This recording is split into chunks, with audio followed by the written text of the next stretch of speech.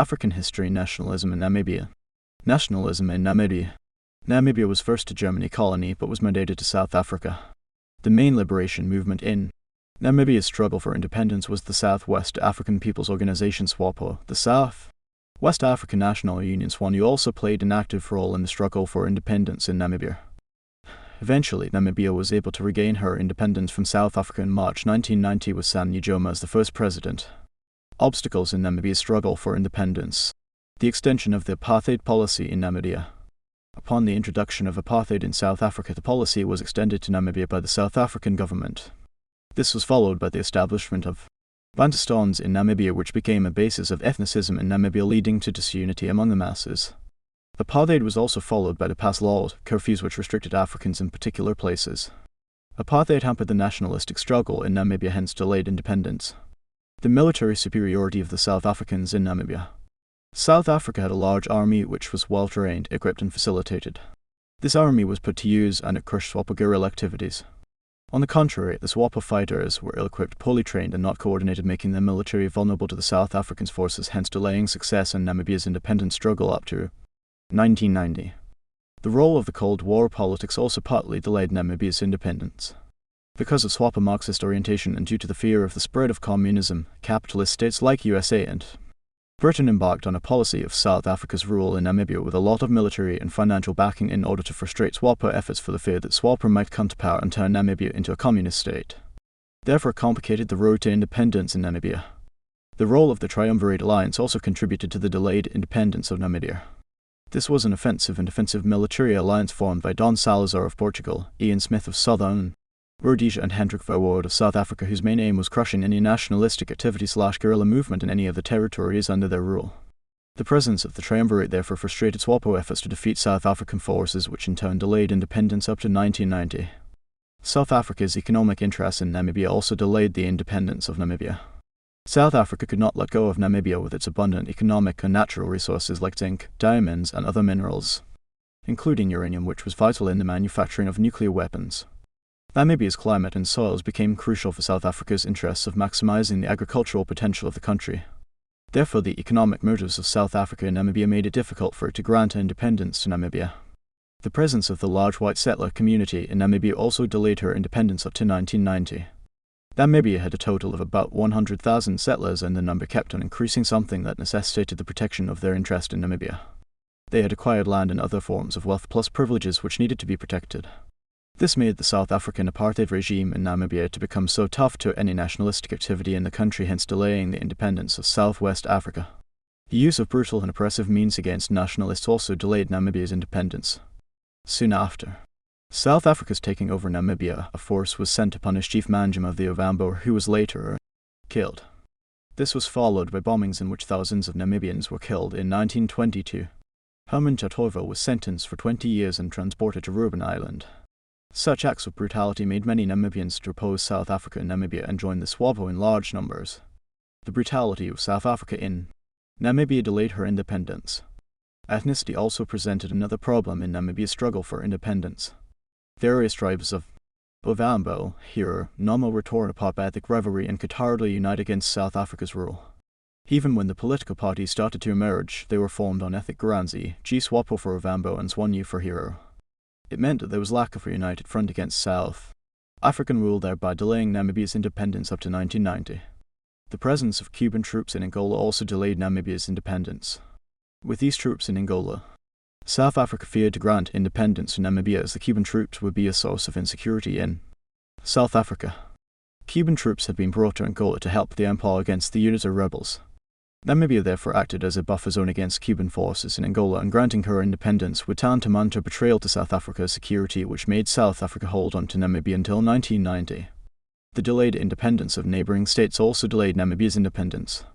One of her neighbours delayed to get her independence up to 1975, and this made it difficult for SWAPO guerrillas to base their military training in Angola.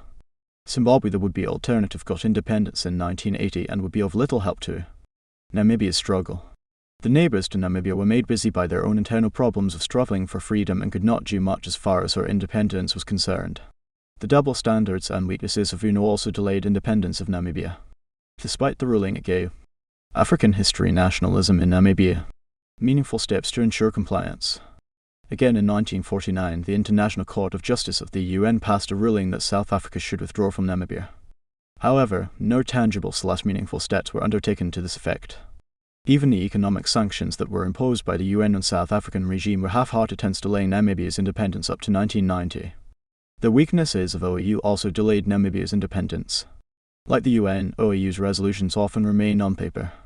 The Liberation Committee lacked an army of its own to implement its resolutions and frequently suffered financial and logistical constraints coupled with ineffective economic sanctions. The OAU could not stop South Africa's rule in Namibia, delaying its independence up to 1990. There also existed a problem of a small elite class in Namibia. Most Namibians lacked basic formal education, and even those who were lucky to attend school were provided with an inferior education services meant to prevent opposition to the South African government. Many Africans did not go beyond primary levels, and this limited any chance of a rapid expansion of an elite class of Namibia. A small elite class in Namibia meant a low level of political consciousness, delaying Namibia's independence up to 1990. The economic weakness of Namibian nationalists in comparison with the economic strength of the South African economy. A deliberate move was adopted by the South African administration in Namibia to limit Namibians from education opportunities, commerce and employment, which kept majority of the Namibians in permanent poverty. Besides, the nationalistic struggle required a lot of material, financial and logistical backups which African fighters in Namibia could not provide. This was to delay Namibia's independence up to 1990. Factors for the success of Namibia's struggle for independence: the occurrence of the Lisbon coup in April 1974. This contributed to the independence of Angola, inspiring 4,000 Namibians freedom fighters to make their way into Angola for SWAPO military training.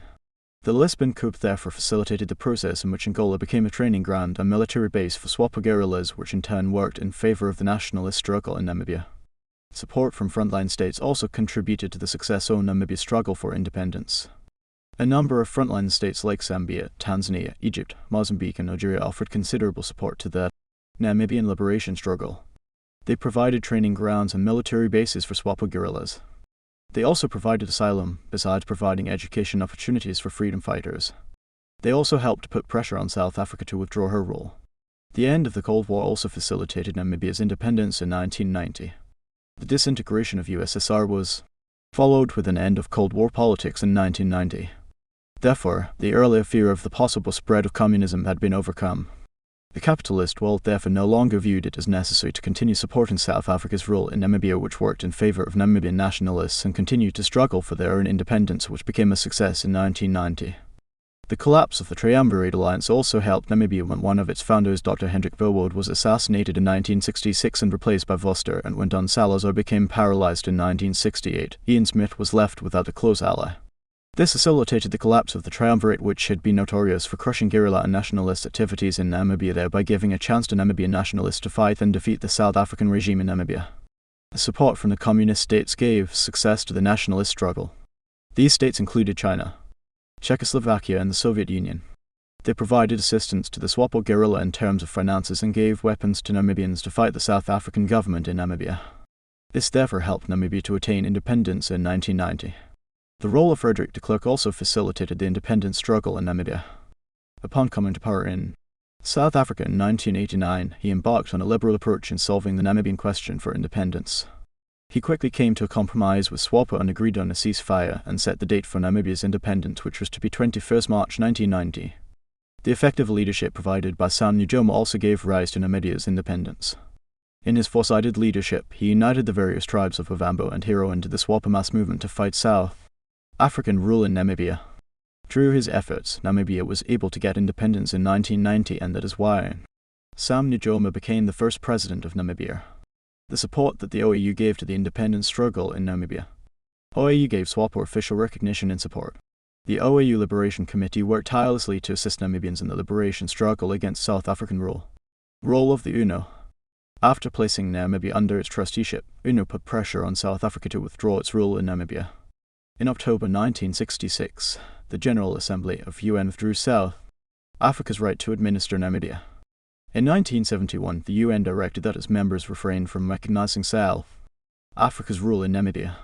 Besides, the UN applied economic sanctions to end South Africa's rule in Namibia. Finally, the UN also supervised pre-independence elections that ushered Namibia to independence on 21st March 1990. African history and nationalism in Namibia. South Africa's brutal policies in Namibia also aided the struggle. South Africa's brutal policies, e.g. the bombing of Kisinga, a refugee camp for Namibians in Angola occupied by 3,000 residents, mainly women and children, and killed many people in May 1978. Besides curfews, passed laws and frequent arrests of nationalist leaders like Toivo Herman Toivo. This turned away many Africans in Namibia against South Africa's rule and influenced Namibians to strongly embrace the liberation struggle as the only solution to kick out South African brutality from Namibia. This partly contributed to attainment of majority rule in Namibia. The role of SWAPO in Namibia's independence, or Sam Nujoma. The SWAPO was formed in April 1957 by Sam Nujoma and Jacob Kuhangua.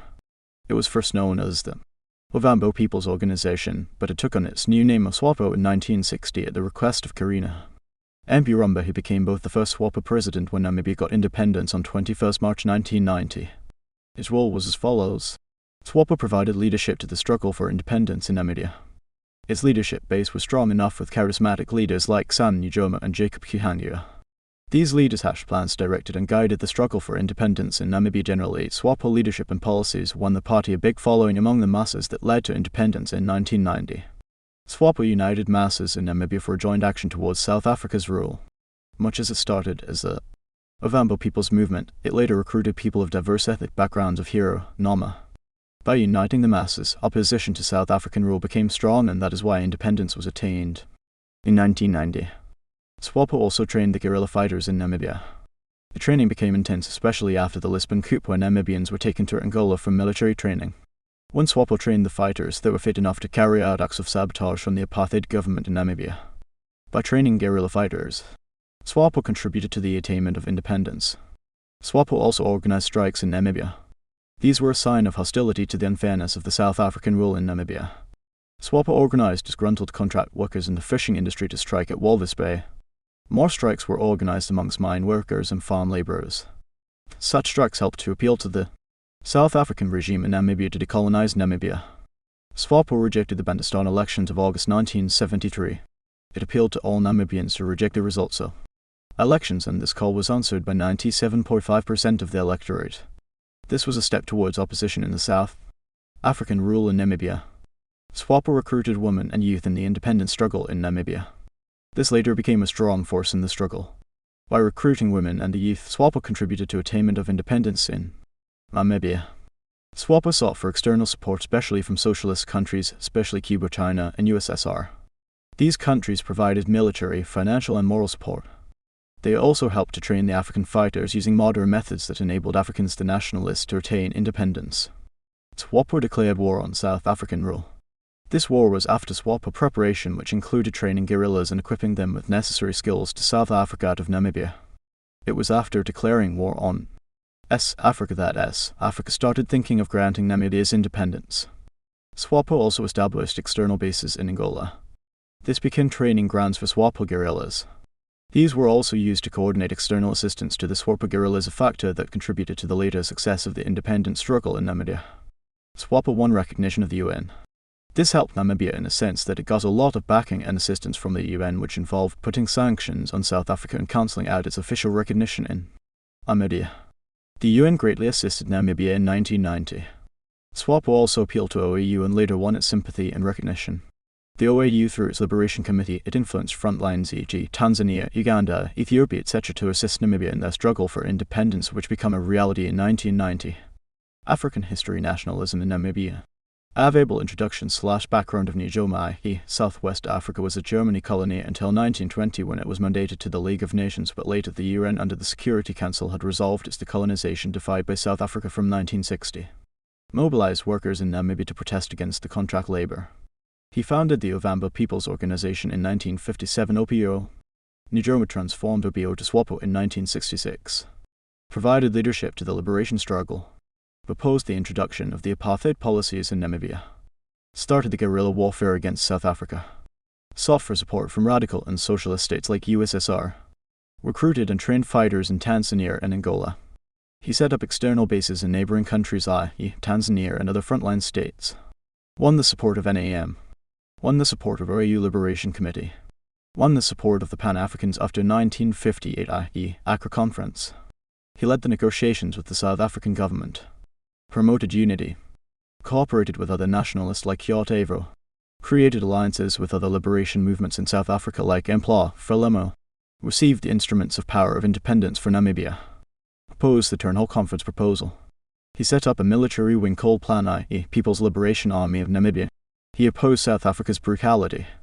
Other factors: the role of SWANU, i.e. Southwest African National Union, the end of Cold War politics, the collapse of the Triumvirate Alliance by 1985, withdrawal of the Cuban troops from Namibia, success of other liberation movements like MPLA, Frelimo and ZANU-PF, the determination of the Namibians, rise to power of F.W. de Klerk in 1989, the Wind of Change speech by Harold Macmillan 1960, extreme brutality of South Africa hardened the souls of the Namibians, role of the Commonwealth of Nations, the Lisbon Coup of 1974, the activities of ANC in South Africa, international condemnation of the apartheid regime from the International Court of Justice ICJ,